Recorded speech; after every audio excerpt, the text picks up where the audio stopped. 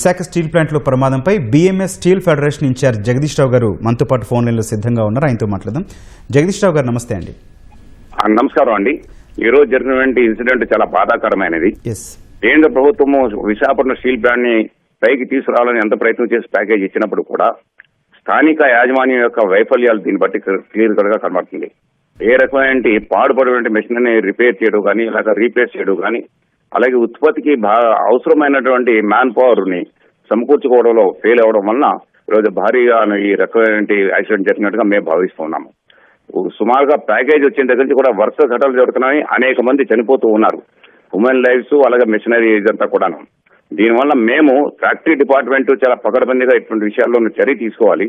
State factory department, factory inspector అలాగే national safety council ఏదైతే అఖిల భారతీయ స్థాయిలో ఉన్నదో డిపార్ట్మెంట్ లేబర్ మినిస్ట్రీ అంటలో వాళ్ళు కూడా టీం ఇక్కడ విజిట్ చేసి క్షుణ్ణంగా పూర్తిగా ఎంక్వైరీ చేసి తక్షణం బాధ్యుల మీద చర్య తీసుకోవాలని కూడా బిజినెస్ డిమాండ్ చేస్తున్నారండి. ఎం జగదీశ్వరరావు, భారతీయ మజ్దూర్ సంఘ్ జాతీయ ఎగ్జిక్యూటివ్ మెంబర్. జగదీష్ గారు, ఎక్కడ సమన్వయ లోపం కనిపిస్తోంది యాజమాన్యానికి కార్మికులకు మధ్య?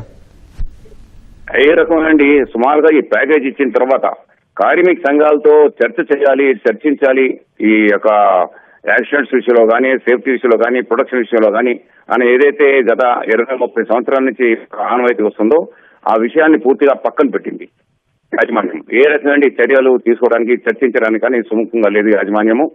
కొత్త చైర్మన్ గారు వచ్చిన తర్వాత కూడా ఈ రోజు వరకు కూడా యూనియన్స్ పిలిచి మాట్లాడే పరిస్థితి ఈ రోజు లేదు. ఆ రకంగానే అనేక మంది డైరెక్టర్స్ కొత్త వాళ్ళు వస్తున్నారు, మళ్ళీ షార్ట్ టర్మ్ లో వెళ్ళిపోతూ ఉన్నారు. ఇక్కడ పరిస్థితి చాలా దారుణంగా ఉన్నది.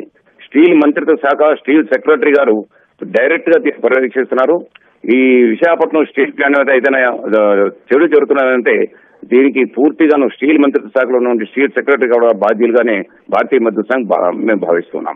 జగదీష్ రావు గారు, ప్రతి బ్లాక్ లో పరిస్థితి ఎట్లా ఉంది? ఇప్పుడు ప్రమాదం చూస్తుంటే దాని తీవ్రత చూస్తుంటే ఇంత భారీ ప్రమాదంగా కనిపిస్తూ ఉంది.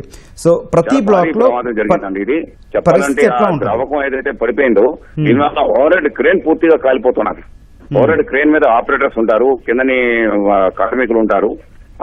అత్యధిక హీట్ లో ఉన్నటువంటి ద్రావకం అది చెదరై ఎంతమంది చనిపోయారనే విషయం కూడా తెలియని పరిస్థితి. మా యొక్క ఆఫీస్ బేరర్స్ స్పాట్ లో ఉన్నారు, వాళ్ళు పూర్తిగా పర్యవేక్షిస్తున్నారు, చూస్తున్నారు. కానీ పూర్తిగా ఎలాగైతే మనుషులు పూర్తిగా మారిపోయి అసలు ఆనవాళ్ళు కూడా లేని పరిస్థితిలో మృతదేహాలు ఉన్నాయని కూడా మా యొక్క ఆఫీస్ బేరర్స్ అక్కడి నుంచి స్టీల్ ప్లాంట్ లోపల నుంచి కబుర్లు చెప్తూ ఉన్నారు. మేము ఆల్రెడీ ఢిల్లీలో బాంబేలో ఉన్నటువంటి నేషనల్ సేఫ్టీ కౌన్సిల్ వారు కూడా కంప్లైంట్ ఆల్రెడీ మేము పంపిస్తూ ఉన్నాము. మిగిలిన విషయాలన్నీ తర్వాత మాట్లాడదు. జగదీష్ గారు, ప్రస్తుతం భద్రతా ప్రమాణాలు ఎట్లా ఉన్నాయి? ఎందుకంటే ఇంతమంది ఎంప్లాయీస్ పనిచేస్తూ ఉంటారు, రకరకాల విభాగాలు వర్క్ చేస్తూ ఉంటుంది. ఇప్పుడు 1500 డిగ్రీల యాక్చువల్ గా స్టీల్ ప్లాంట్ డిపార్ట్మెంట్ వైజ్ గా సేఫ్టీ కమిటీ ఉంటుందండి. గవర్నమెంట్ సైడ్ నుంచి, ట్రేడ్ యూనియన్ సైడ్ నుంచి కూడా ఆ సేఫ్టీ కమిటీలు ఎప్పటికప్పుడు పర్యవేక్షణ చేస్తూ ఉండాలి. కానీ ఈ మధ్యకాలంలో ఈ సేఫ్టీ కమిటీల యొక్క సమావేశాలు కూడా జరగడం లేదు. ప్లాంట్ ఎపెక్స్ లెవెల్లో కూడా కమిటీ ఉంటుంది, డిపార్ట్మెంట్ లెవెల్లో కూడా సేఫ్టీ కమిటీ ఉంటుంది. అందులో ట్రేడ్ యూనియన్స్ అలాగే యాజమాన్య ప్రతినిధులు కూడా ఉంటారు. కానీ గత కొన్ని నెలల నుండి కూడా దీని మీద ఏ రకమైన ప్రభావం కానీ, ఏ రకమైన చర్య కానీ మేనేజ్మెంట్ సైడ్ నుంచి లేదనేది బిఎంఎస్ యొక్క పూర్తిగా భావన. కానీ స్టీల్ ప్లాంట్ అంటే పెద్ద చరిత్ర ఉందండి. కానీ ప్రమాదం జరిగినప్పుడు, అలారమ్స్ వచ్చినప్పుడు కార్మికులు బయటకు పరుగులు తీయడం, ప్రాణాలు దక్కించుకోవడం ఏమనిపిస్తుందండి ఇదంతా చూస్తుంటే? అసలు అలారం సిస్టమ్ లేదండి. ఈరోజు ఈ యొక్క ద్రావకం ఒలిపోయినప్పుడు ఆ ద్రావకం అని ఏదైనా పసిగట్టడానికి అలారం సిస్టమ్ ఉండాలి. అటువంటి సిస్టమ్స్ కూడా లేవు. అసలు చాలా ఎప్పుడో పెట్టినటువంటి విషయాలు అవన్నీ కూడా రీప్లేస్మెంట్ జరగలేదు. అది పురాతనమైన కర్మాగారము, అత్యాధునికమైన కర్మాగారం అనుకుంటాము. కానీ అసలు ఏ రకమైన రీప్లేస్మెంట్ కానీ, మెషినరీ రీప్లేస్మెంట్ కానీ ఏ రకంగా చేయడం లేదు.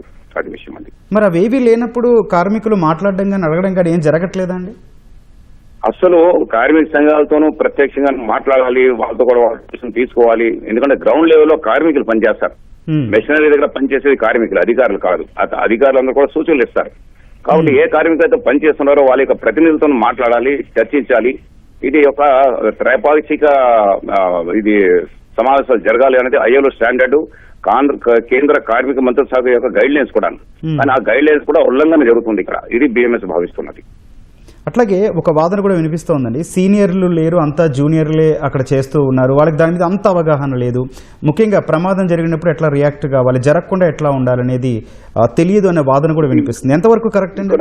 సీనియర్ జూనియర్ అని కాదండి, యాక్చువల్ గా సేఫ్టీ ట్రైనింగ్స్ ఉంటాయి కదా. అనేక కాలం నుండి కూడా నీ ప్యాకేజ్ వచ్చిన తర్వాత యాజమాన్యము ప్రొడక్షన్ అనేది చెప్తున్నారు తప్ప ప్రొడక్షన్ చేసేటప్పుడు అక్కడ ఉన్న ప్రమాణాలు ఏ రకం ఉన్నవి, మిషనరీ ఏ రకం ఉంది, ప్రమాదాలు జరుగుతాయా లేదా అది అసెస్మెంట్ చేసి ప్రమాదాలు జరగకుండా చర్యలు తీసుకోవాలి. అసలు ఆ రకంగా కాకుండా యాజమాన్యం పూర్తిగా కార్మికుల ప్రెజర్ పెడుతుంది, సైకలాజికల్ గా మెంటల్ గా కూడా ఎంత ప్రెజర్ పెడుతుంది అంటే ప్రొడక్షన్ టార్గెట్ రీచ్ అవ్వాలి. ప్రొడక్షన్ టార్గెట్ రీచ్ అవ్వకపోతే గత 9 నెలల నుండి కూడా కార్మికులు జీతాలు చెల్లించట్లేదు పూర్తిగా. ప్రొడక్షన్ చేస్తేనే ఇస్తాం లేదండి. ఒక పబ్లిక్ సెక్టార్ లో దేశంలో ఎక్కడా కూడా ఇటువంటి సిస్టమ్ లేదు. విశాఖపట్నం స్టీల్ ప్లాంట్ లోనే ఈ రకమైన ప్రయోగం చేస్తున్నారు. ఇది బిఎంఎస్ గా మేము కేంద్ర స్టీల్ శాఖ దృష్టి కూడా తీసుకెళ్లి ఉన్నాము. దీని మీద తీవ్ర చర్య తీసుకోవాలని కూడా మేము కోరుతున్నాము.